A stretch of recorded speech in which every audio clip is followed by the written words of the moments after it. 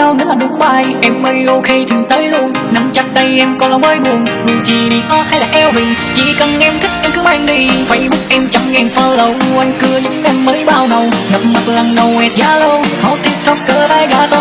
Chân chính tình trường là chuyện bình thường, yêu nhau say đắm tình lên phường. Mẹ đừng hiểu lầm anh là bad boy, đơn giản anh yêu là anh cưới thôi.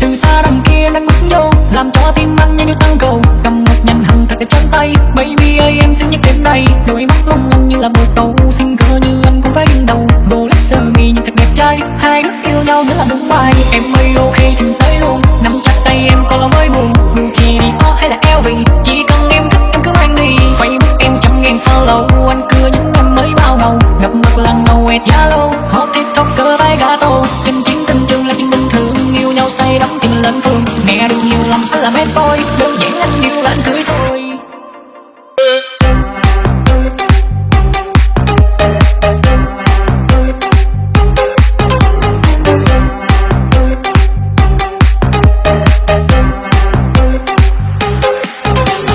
Ngồi trên chiếc xe hơi đắt cho em nghe chơi được những bách khăm dương cái là nét xăm. Mỗi dòng em đau cổ anh cứ là bao độ, giống như là bao công cất em có 3 vòng.